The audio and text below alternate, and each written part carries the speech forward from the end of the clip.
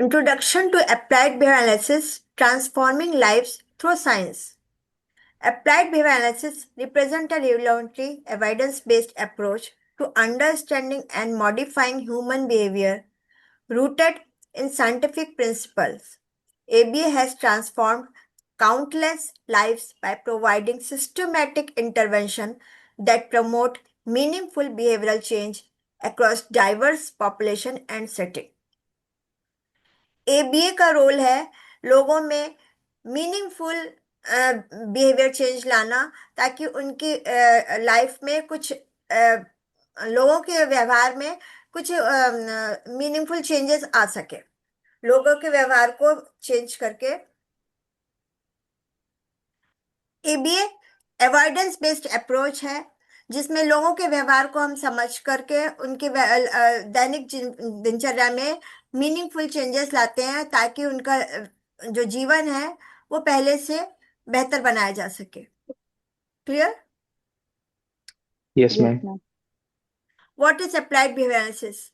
Applied behavior analysis is the science of applying principles of behavior to improve socially significant behaviors. Applied behavior analysis में कुछ applied behaviour analysis के principles को use करके लोगों में socially significant behaviour को improve करते हैं। उनके व्यवहार में जो भी हम बिहेवियर इम्प्रूव करते हैं वो ऐसा होना चाहिए कि सोशली सिग्निफिकेंट हो, लोगों दूसरे लोगों के द्वारा भी स्वीकृत हो। It involves systematic analysis the relationship between behavior and environmental factors, then using the understanding to develop effective intervention. ABA में सिस्टमेटिक एनालिसिस करके लोगों को उनके व्यवहार को समझ करके इफेक्टिव प्रभावकारी इंटरवेंशन दिया जाता है। ABA drones from decades of research in behavioural psychology focusing on observable measurable behaviours rather than internal mental states. ABA में एबीए कई दशकों से लोगों के व्यवहार को साइकोलॉजी को समझता है। उसका एबीए में का फोकस लोगों के व्यवहार को ऑब्जर्व करना, मेजर करना होता है, ना कि इंटरनल स्टेट्स पे हम बिहेवियर को डिसाइड करते हैं। मतलब हम उसी व्यवहार को पे काम करते हैं एबीए में जो कि ऑब्जर्वेबल हो और मेजरेबल हो। जो व्यवहार हमें दिखता नहीं, जिसको हम मेजर नहीं कर सकते, उस व्यवहार को हम एबीए में नहीं डिस्कस करते हैं। This scientific approach ensure intervention are evidence based and produce meaningful lasting change. ये scientific approach जो है इस intervention में साक्ष्य के द्वारा meaningful और changes लाते हैं। The 7 dimensions of ABA Foundation are evidence-based practice. Beer, Wolf, and Rissler, 1968, identify 7 essential dimensions that define applied behavior analysis as a rigorous scientific discipline. Applied focuses on behaviors that are socially significant and meaningful to the individual daily life. Applied means applied के concept में हम लोगों के व्यवहार पे के उन aspect पे फोकस करते हैं। लोगों का जो व्यवहार चेंज करते हैं वो ऐसा होना चाहिए कि मीनिंगफुल हो, सोशली अप्रूवल हो, उनकी लाइफ में कुछ मीनिंगफुल चेंज किया जा सके और वो सोशली इम्प्रूव एक्सेप्टेबल भी हो। Yes ma'am. लास्ट टाइम मैंने आप लोग कोई एग्जांपल देना चाहेंगे अपने अपने बच्चों का जो कि ऐसे कर रहे हो?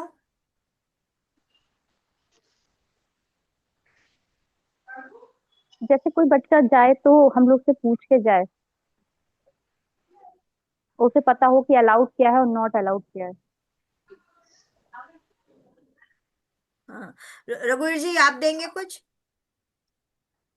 मेरा भी वैसे तो सेम ही एग्जाम्पल है क्योंकि समस्याएं सेम ही है, लगभग सिमिलर समस्याएं हैं। और बाकी जो देखा जाए कि पूछ के जाए, दूसरा ये हो सकता है कि जो अपने अननेसेसरीली चिल्लाना है, एकदम से थोड़ा बहुत हाइपर हो जाना है, वो चीज अपने उस चीज को कंट्रोल में लाएं। तो वो भी एक मीनिंगफुल चेंज हो सकता है। बिल्कुल ठीक कह रहे हैं। हम जैसे छोटे हम्म। बच्चे के एस्पेक्ट में ये जो पूछ के जाए तो एक ब्रॉड हो गया, उसके पास लैंग्वेज होनी चाहिए, आपने कैसे उससे परमिशन लेना सिखाया और चीजें हो गई। हम्म। पर छोटे बच्चे के एस्पेक्ट में अगर हम देखते हैं कोई बच्चा बैठा और हैंड फ्लैपिंग कर रहा है, is it socially approve behaviour? No no. Ma'am. तो यहाँ पे नो अप्रूव मैम। बिहेवियर क्या होगा? अगर हमने उस बच्चे को एक दूसरा बिहेवियर दे दिया हैंड्स टुगेदर का, जो कि देखने में ये ऐसे अगर बैठा है तो ये सोशली अप्रूव है? Yes ma'am, hands together hands social together approved है। करके दिख रहा है आप लोग को कि ऐसे ऐसे कर रहा है? हम्म। तो इसका कोई मीनिंग है ना कि अगर वो गैदरिंग में बैठा है, क्लास में बैठा है, ऐसे करके बैठा हम्म। है, तो वो देखने में सोशली अप्रूव लग रहा है। और मतलब उसकी लाइफ में भी जो हैंड फ्लैपिंग करके वो लॉस्ट में रहता था, उससे वो कंसंट्रेट ऐसे करके बैठने से, रेगुलर बैठने से कंसंट्रेशन भी उसका इंप्रूव हुआ, तब कंसंट्रेट कर रहा है, कुछ हैबिट में आया तभी वो बैठा है। Yes ma'am.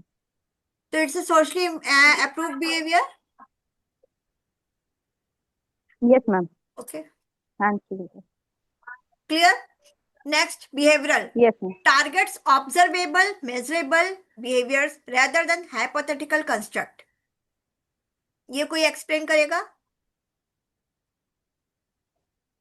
हाँ, वही जैसे आपने पिछली बार बताया कि हाइपोथेटिकल नहीं होना चाहिए।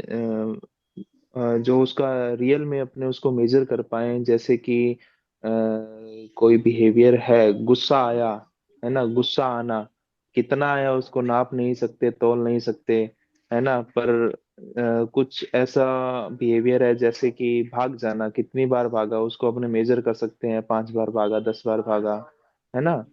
गुस्सा किया कितनी बार किया उसे अपने मेजर कर सकते हैं, कितना किया वो नहीं कर सकते, है ना। तो हम उन्हीं बिहेवियर को मतलब जो है वो मेजर करें जो अपने देख पा रहे हैं और मेजरेबल हो वो। ठीक कह रहे हैं, बट यहाँ पे जो टीचर है वो हाइपोथेटिक ऐसी नहीं बनानी चाहिए जैसे आपने किसी बच्चे के लिए बना लिया अब तो मैं इसे ठीक करके रहूंगा। It's not. हाँ, हाँ, हाँ। बट अगर हम इसके नहीं, इस बिहेवियर को हम फ्रीक्वेंसी को हम कम करेंगे, सपोज रनिंग बिहेवियर कम है, कर दें। तो उसकी फ्रीक्वेंसी को हम कम हम्म। करेंगे कि पहले दिन में 5 बार भाग रहा था तो हम नोट डाउन कर रहे हैं कि 4 बार हुआ, 3 बार हुआ, 2 बार। इट्स ए ऑब्जर्वेबल, वो दिखेगा भी कि हाँ पहले से कम बार है, नोट कर सकते हैं और उसको मेजर कर सकते हैं। बट इसको मैं ठीक कर दूंगा इसके तो ये इसको हम मेजर नहीं कर सकते ना, इसमें कुछ यस मैम। क्लियर नहीं है। Analytic demonstrates functional relationship between intervention and behavioral change through data। इसका क्या मीनिंग हुआ? इसमें हम बिहेवियर का डेटा लेते हैं और उसे एनालिसिस कर सकते हैं।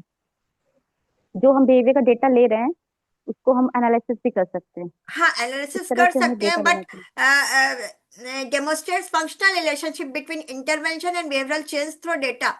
अब जैसे ये हमने लास्ट वाले में देखा कि ऑब्जर्वेबल है, मेजरेबल है, हम डेटा के थ्रू उसको ऑब्जर्व कर रहे हैं, मेजरेबल कर रहे हैं, और एनालिटिक कर सकते हैं कि बिहेवियर पहले से कम हुआ है या बढ़ा है, जो हम जी। इंटरवेंशन कर रहे हैं वो इफेक्टिव है या नहीं है। जब हमारे पास डेटा रहेगा तभी हम उससे चेक कर सकते हैं ना। Yes ma'am. Technological procedure are clearly defined and replicable by others with precision. Procedure clearly define होने चाहिए जिनको दूसरे लोग भी अप्लाई कर सके।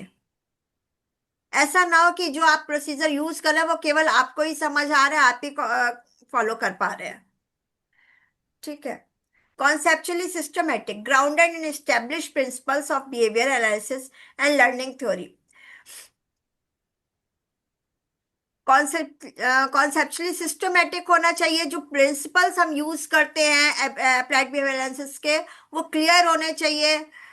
रीइंफोर्समेंट, पनिशमेंट, एक्सटेंशंस, प्रॉम्प्ट, ये सब थ्योरी क्लियर होनी चाहिए कि आप क्या यूज कर रहे हो, एबीए का कौन सा प्रिंसिपल यूज कर रहे हो और किस लिए यूज कर रहे हैं। Effective ji. procedure produce practical, meaningful improvement in behavior that enhance quality of life। Meaningful improvement आना चाहिए। आप बच्चे की क्वालिटी ऑफ लाइफ इंप्रूव होनी चाहिए। जर्नलिटी, behavioral changes maintain over time, transfer across setting and spread to relative behaviors। जो change आप लाए हैं बच्चे में वो जनरलिटी होनी चाहिए, मतलब हर जगह हर सिचुएशंस में, अलग अलग सिचुएशंस, अलग अलग सेटिंग्स में और अलग अलग लोगों के साथ में बिहेवियर बच्चे को जनरलाइज करना आना चाहिए। वो ऐसा चेंज लाए कि वो बच्चा जनरलाइज कर सके। अ, इसमें आप जनरलिटी के में आप कुछ लोग कुछ देंगे एग्जांपल?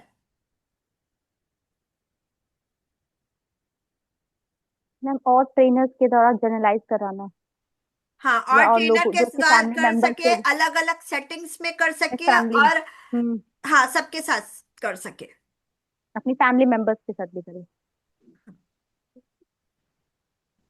सपोज अगर आपने किसी बच्चे को टॉयलेट ट्रेनिंग सिखाई है, तो टॉयलेट ट्रेनिंग पहले तो वो खाली मदर के साथ सबके साथ करे, हर सेटिंग्स में करे। ऐसा ही नहीं केवल वो घर में जाता है बाहर नहीं जाता है, दूसरे टॉयलेट्स यूज कर सके, दूसरे अलग जगहों पे भी जा सके, इंडियन वेस्टर्न सब।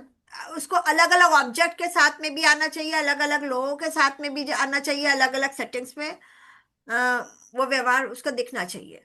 तब हम बोलेंगे कि हाँ बच्चे को ये चीज इंप्रूव हो गई है। Generalise. Yes ma'am. Core ABA principle: reinforcement, punishment, and extinction. Understanding these fundamental principles is essential for effective behavioral interventions.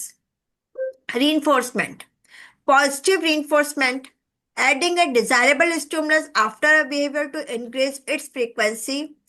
Example: praising a child for completing homework।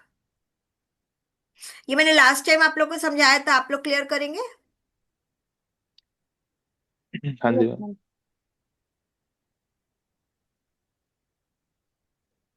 And positive reinforcement add करता है हम्म। Behaviour को, हम्म।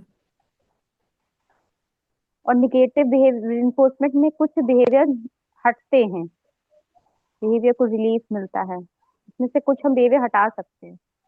नहीं, positive नहीं, reinforcement का भी। Positive में ये रहता है कि कुछ ऐड करते हैं तब वो ऐड बिहेवियर करते हैं। बढ़ता है, और कुछ कुछ सब्सट्रैक्ट करते हैं तब भी वो बिहेवियर बढ़ता है। हाँ, सही हम्म। कह रहे हैं आप।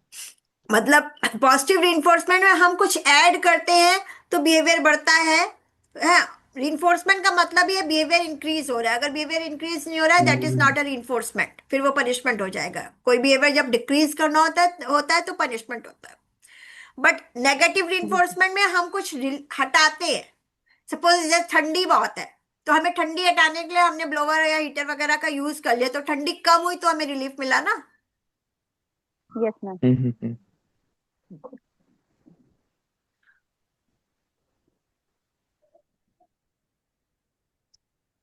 Punishment: positive punishment, adding an aversive stimulus to decrease behavior। Example: assigning extra work for misbehavior। किसी ने misbehavior किया तो उसको डिसाइड कर लिया अब तुम एक्स्ट्रा वर्क करोगे, एक्स्ट्रा रुकोगे कॉलेज में, एक्स्ट्रा टाइम दोगे, बिकॉज तुम्हारा मिसबिहेवियर किया था तुमने, तो तुम 1 घंटा और रुकोगे।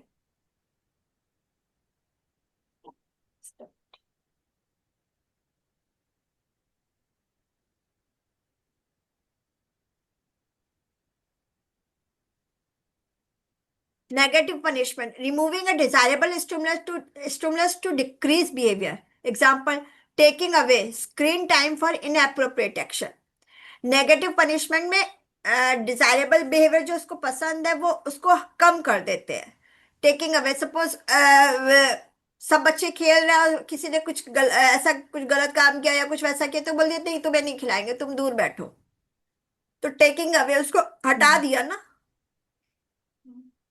It's yes example of ma'am. Negative punishment. Extension: हम पनिशमेंट नहीं यूज करते हैं, फोकस हमारा एक्सटेंशन पे रहता है बिहेवियर को कम करने के लिए। इसमें withholding reinforcement for a previously reinforced behaviour leading to its decrease. Example: ignoring attention seeking tantrum that were previously rewarded with attention. यहाँ पे हम को कोई बिहेवियर कम करना है जिसको हमने पहले रीइंफोर्स किया था, वहां तो हम उसको विदहोल्ड कर देते हैं, बंद नहीं करते। पनिशमेंट में होता है अब हम ये चीज तुम्हें देंगे ही नहीं, बट एक्सटिंक्शन में होता है कि अभी हम थोड़े समय के लिए रोक देते हैं। पहले हमने तुम्हें दी थी, तुमने अच्छा काम किया था, अभी थोड़े समय के लिए रोक देते हैं जब तक अब फिर से वो काम सही से ना हो। ये हम यूज करते हैं। पूनम, आप कुछ एग्जांपल देंगी?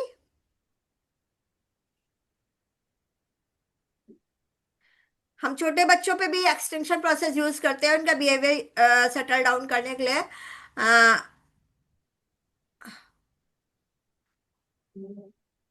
या रघुवीर जी, आपको कुछ आइडिया हो?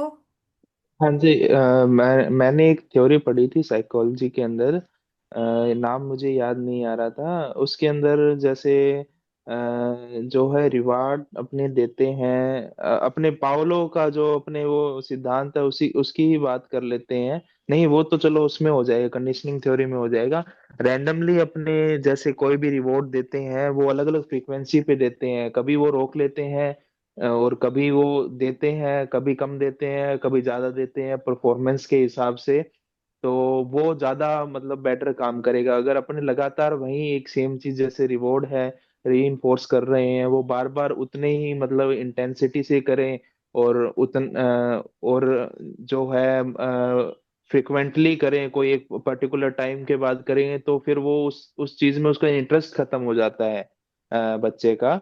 तो उसे जैसे अपने रैंडमली जो है अपने वैसे री इन्फोर्स कर सकते हैं और उसकी फ्रीक्वेंसी उसकी परफॉर्मेंस के हिसाब से कम या ज्यादा, फ्रीक्वेंसी नहीं इंटेंसिटी कम या ज्यादा कर सकते हैं। हाँ, आप बिल्कुल मुझे सही जहां बोल तक रहे हैं। समझ है। बट ये मोटिवेशन, किसी हाँ। चीज का मोटिवेशन बढ़ाने के लिए होता है कि अगर हम उसको कंटिन्यू करेंगे तो उसका हम्म। मोटिवेशन कम हो जाएगा। और कम हो जाएगा। हाँ, और ये जो उसकी फ्रीक्वेंसी है वो भी इसका सैचुरेशन आ जाता है कि उसको उस चीज की वैल्यू कम हो जाती है अगर हम उसको लगातार दें। वैल्यू वैल्यू कम हो जाती है। हाँ, हाँ, लगातार देते हैं तो। बट यहाँ पे हम पहले कोई चीज रीइंफोर्स कर रहे हैं, बट उसको हम थोड़ा विदहोल्ड कर देते हैं। अगर कोई बिहेवियर ऐसा आ गया कि रीइंफोर्समेंट के साथ में बैड बिहेवियर भी रीइंफोर्स हो रहा है, तो उसको कम करने के लिए हम रोक देते हैं। जैसे छोटे बच्चों में करते हैं। बच्चों को मोबाइल पसंद है, टीवी पसंद है, हमने दे दिया। बट टीवी देखते देखते या कुछ पसंद की चीज रखते ही बच्चे बड़े एक्साइटेड हो जाते हैं, ऐसे ऐसे करके करने लगते हैं। तो जैसे ही एक्साइटेड होते हैं हम पॉज कर देते हैं। फिर बच्चे हैंड्स टुगेदर करके बैठते हैं, फिर हम ऑन कर देते हैं। Yes ma'am. फिर बच्चे एक्साइटेड होते हैं तो हम पॉज, हम तो मैं पॉज कर हटाते नहीं, देती रिमूव नहीं। पनिशमेंट में तो तुमने ऐसे किया, हम मोबाइल देंगे ही नहीं, या हम ये चीज हम्म। देंगे ही नहीं। हाँ, देंगे दैट ही इज नहीं। पनिशमेंट। बट एक्सटेंशन में हम विदहोल्ड कर देते हैं। तो जैसे ही हम उससे बोलते नहीं, जैसे ही उसका हैंड फ्लैपिंग आया हमने पॉज कर दिया। फिर बच्चे ओके। ने जैसे ही गुड बिहेवियर दिखाया हमने ऑन कर दिया। तो हम सिर्फ रोकते हैं, विदहोल्ड करते हैं एक्सटेंशन प्रोसेस में, कि हम तुम्हारे गुड बिहेवियर को ही रिइंफोर्स करेंगे। जैसे ही तुम्हारा बैड जो बिहेवियर हमें कम करना है वो आया, हमें हमें हैंड फ्लैपिंग तो बढ़ानी नहीं है, तो जैसे ही तुम्हारी हैंड फ्लैपिंग आई हम तुम्हें हम अपना रिइंफोर्सर जो होल्ड है कर वो दें। पॉज कर देंगे। तो बच्चे को कहीं मेंटली कॉन्सेप्ट क्लियर होता है कि जैसे ही मैं हैंड फ्लैपिंग करूंगा ये मोबाइल को पॉज कर देंगे, इसलिए ऐसे करके बैठो, हैंड्स टुगेदर करके बैठो। Has to be. Clear? Yes ma'am. Okay ma'am. Yes ma'am. Understanding behavioural पूरा। Assessment, functional analysis, assessment process. Behavioral assessment involves systematically gathering information to understand why behavior occurs.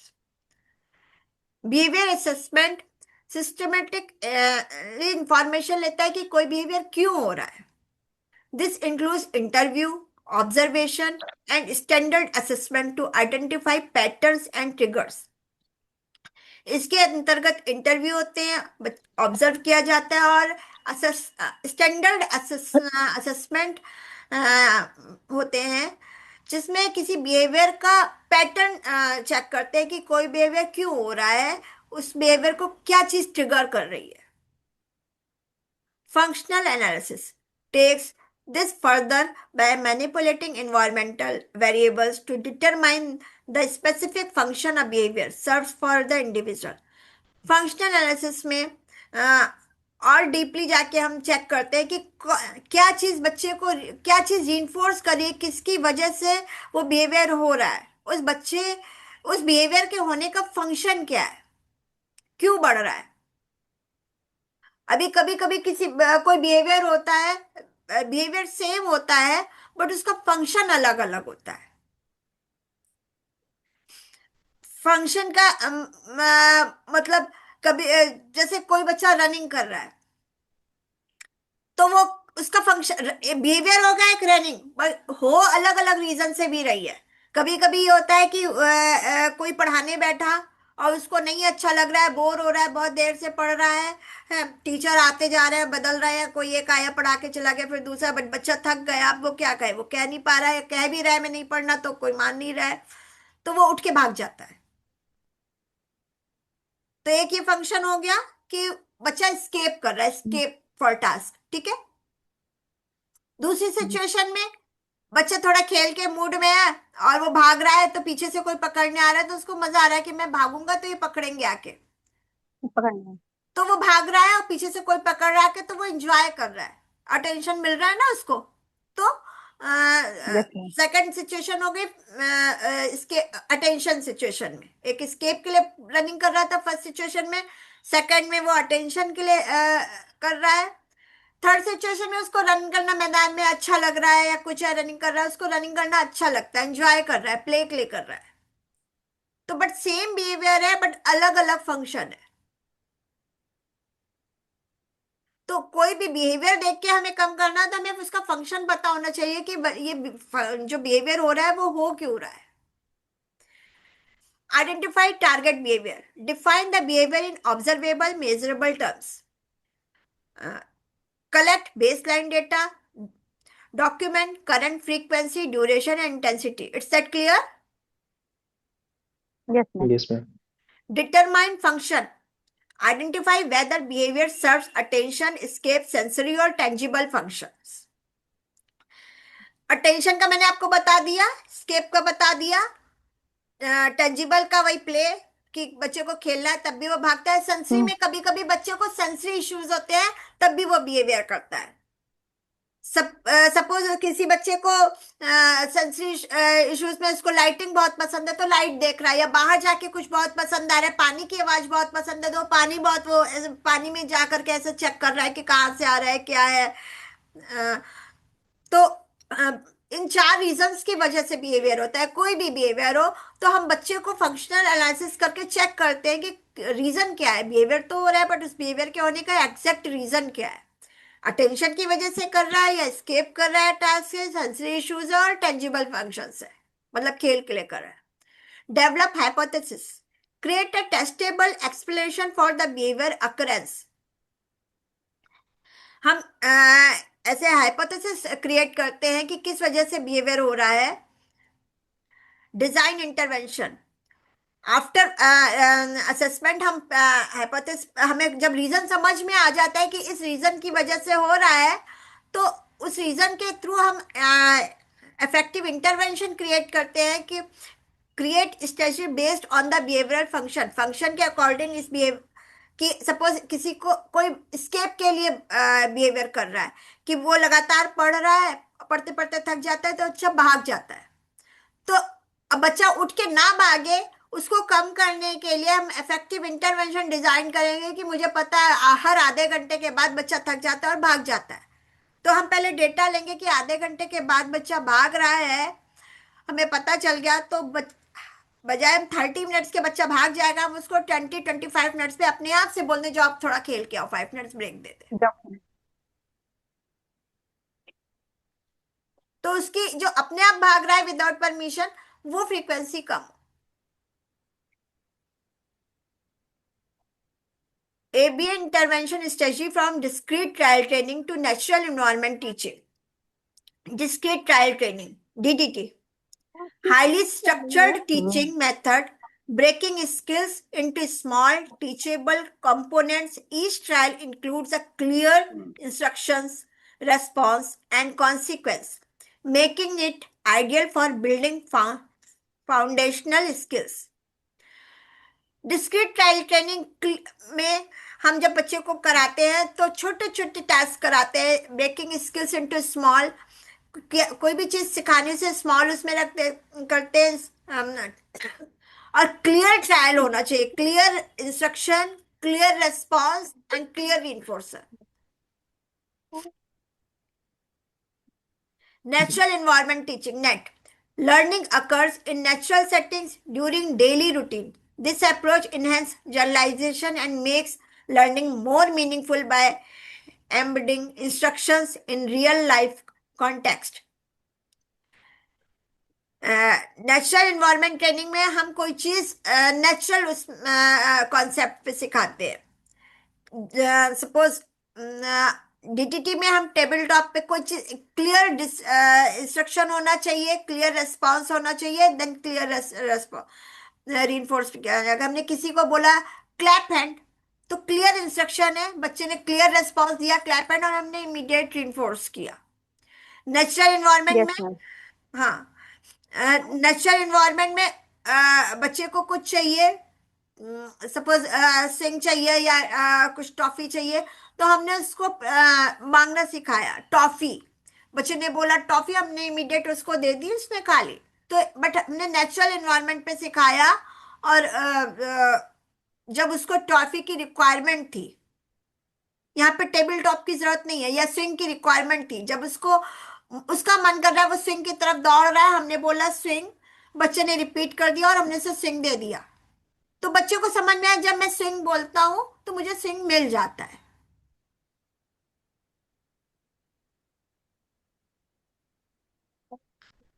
Pivotal response training, PRT, focusing focuses on pivotal areas like motivation and self initiation, child directed and play based. PRT target key behaviors that produce widespread improvements across multiple domains. Pivotal response में एक response से कई सारी response एक दूसरे से attach होती है, कि हम एक चीज सिखाइए तो उससे बच्चा दो चार चीजें आगे की फिर अपने आप से सीखने लगता है. Applications of ABA, autism spectrum disorder and beyond. While ABA is most recognized for its effectiveness with autism spectrum disorder, its applications extend far beyond. Autism spectrum disorder developing communication, social and daily living skills.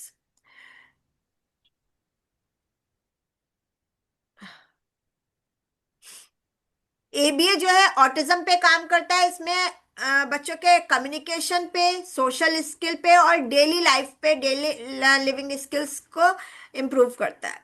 Organisational behaviour, improving work place performance and safety compliance. ABA को हम work place में भी apply करते हैं, जहाँ पे वो employees की वर्क प्लेस परफॉर्मेंस और सेफ्टी कंप्लायंस को इम्प्रूव करता है. Rehabilitations, supporting brain injury recovery and substance abuse treatment programs. यहाँ पे भी थेरेपी इफेक्टिव है. Developmental disabilities, supporting individual with intellectual disabilities and learning challenges. जहाँ पे इंडिविजुअल की इंटेलेक्चुअल और डिसेबिलिटीज और लर्निंग चैलेंजेस होते हैं, वहाँ पे भी एबीए इफेक्टिव है. Educational settings, managing classroom behaviours and enhancing academic performance. यहाँ पे भी ABA effective. Mental health, treating anxiety, depression, phobias and obsessive compulsive behaviours. यहाँ पे भी हम एबीए मेथड्स को अप्लाई करते हैं, जो कि काफी इफेक्टिव है. The role of an applied bioanalyst, qualifications and responsibilities. Educational qualifications. Master degree or higher in behavior analysis, psychology or a related field. Supervised practical experience.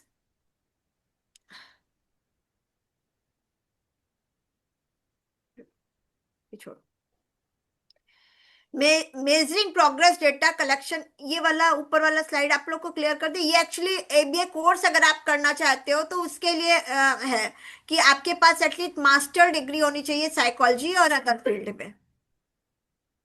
जी जी मैम। ठीक है. सुपरवाइज प्रैक्टिकल एक्सपीरियंस 1500 और 2000 hour depending on certification level. आपको किसी mentor के under में 15 hours और 2000 hours at least minimum इतना उनके अंडर में वर्क करना चाहिए. Passing the board certified behaviour exam. After that आपको ये एग्जाम क्लियर करना है. Ongoing professional development and ethical training, उसके बाद प्रोफेशनल डेवलपमेंट और एथिकल ट्रेनिंग लेनी होती है। की responsibilities, conduct comprehensive behavioural assessment and functional analysis. आपको सीखना क्या क्या है इसमें? आपको फंक्शनल असेसमेंट और फंक्शनल एनालिसिस वगैरह सीखना है। Behavioural assessment and functional analysis से करना आना चाहिए। Designing individualised avoidance based intervention programme, आपको बच्चे का इंडिविजुअल का avoidance based intervention programme design करना आना चाहिए। Training parents, care givers and other professional in ABA techniques, आपको ट्रेनिंग देना सिखाया जाता है पेरेंट्स को, केयर गिवर्स को और other professional. Supervising therapy, implementing and monitoring progress, analyse data to make inform treatment decision. जो आप डेटा लेते हो उसको कैसे एनालाइज करते हैं वो सिखाते हैं वो। Maintaining ethical standard and client confidential, और ethical standard and client confidential को मेंटेन करना, ये सब चीजें एबीए में अगर आप आगे की पढ़ाई करते हो तो ये सब चीजें आपकी कवर होती। Measuring progress data collection and analysis in ABA. Systematic data collections is the cornerstone of effective ABA practice, enabling evidence-based decision making. Data collection method. अब डेटा लेते कैसे हैं?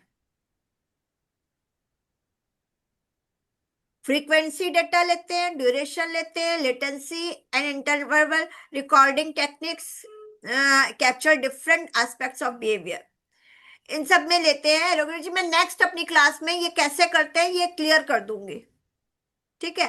ठीक है। जी मैम। आपको कुछ पता है डेटा कलेक्शन मेथड, क्योंकि आप लोग डेटा कलेक्ट करते हो? Frequency, yes duration, ma'am. Latency and interval recording techniques capture different aspects of behaviour, कुछ बता सकते हैं? यस मैम, जैसे हम लोग बच्चों के बिहेवियर डेटा लेते हैं, जैसे उसको हम लोग टैली डेटा के जरिए भी लेते हैं, कौन कितनी देर रोया, फ्रीक्वेंसी टाइमिंग से भी लेते हैं कि कितनी देर से कितनी देर पे रोया।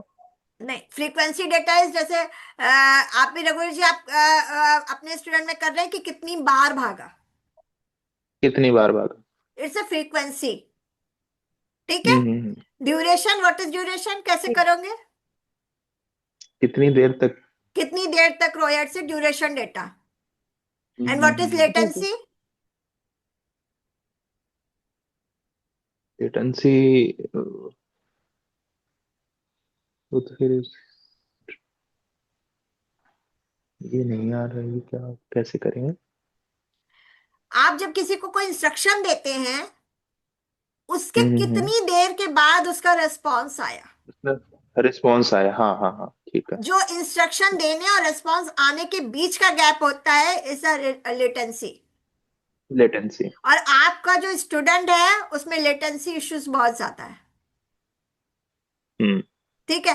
तो आप बैठ करके एक डेटा भी ले सकते हो। मेरी क्लास में जब मैं शाम को क्लास लेती हूँ, कि अगर मैंने कोई क्वेश्चन दिया, हम्म वो रेस्पॉन्स करता है तो कितनी देर बाद किया, 1 मिनट, आधा मिनट, 30 सेकेंड, कुछ कुछ टाइम वगैरह लेकर पर डे पर क्वेश्चन पे कितनी देर में, फिर उस लेटेंसी को हम कम करेंगे तो ऑटोमेटिक फ्रीक्वेंसी डेवलप हो जाएगी, है ना? वही लेटेंसी तो आप देखिए, वो जो चीज है उस चीज को समझ ही नहीं पाते, तो लेटेंसी तो ऑटोमेटिक आएगी ना। नहीं नहीं, ऑटोमेटिक आ तो रही है, वो एक प्रॉब्लम है, जो चीज आ रही है वो तो प्रॉब्लम है, बट हाँ। हम क्यों बैठे हैं? हम तो हाँ। कम करने के लिए बैठे हैं ना।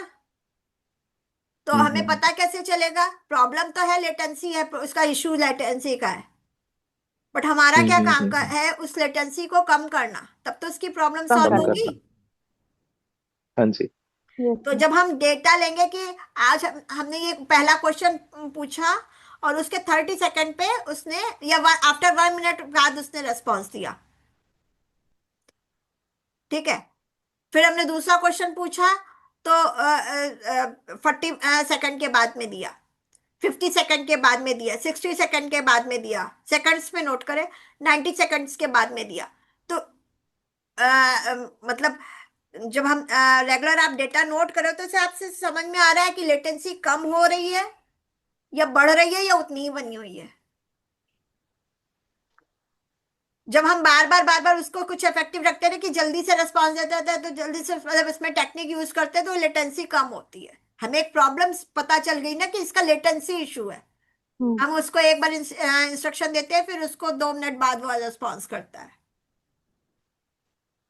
ठीक है, बट उस प्रॉब्लम को हमें कम करने के लिए उस लेटेंसी पे काम करना होता है। ठीक है। एंड इंटरवल रिकॉर्डिंग में हम बिहेवियर को कुछ टाइम पे डिवाइड कर लेते हैं और उसमें चेक करते हैं कि इस पूरे टाइम पीरियड में बिहेवियर हुआ या नहीं हुआ। वो थोड़ा सा ब्रीफली है, वो हम अलग से आपको समझाना होगा। ठीक है। नेक्स्ट, जी ma'am. Visual analysis. Graphing data reveals trends, patterns and the effectiveness of intervention over time. इसमें जो हम डेटा लेते हैं उसको ग्राफ के थ्रू, पैटर्न के थ्रू उसका मतलब करके एक्सप्लेन करते हैं, तो समझ में आ जाता है कि बिहेवियर बढ़ा है, कम हुआ है या उतना ही बना हुआ है। अगर हमने डेटा लिया, उसको ग्राफ में डाला और सीधी लाइन जा रही है, दैट मीन्स जैसा था बिहेवियर वैसा ही है। बट अगर वो बढ़ रहा है तो वो लाइन ऊपर जाएगी, कम हो रहा है तो नीचे आएगी। वो ग्राफ से हमें एनालाइज करके समझ आ जाता है। Treatment decisions. Data guides modification to interventions, ensuring continuous improvement and goal attainment. Last में डेटा के को देख करके ही हमें पता चल जाता है कि जो हमने इंटरवेंशन प्लान किया है, जो हमने स्ट्रेटजी प्लान की है, वो इफेक्टिव है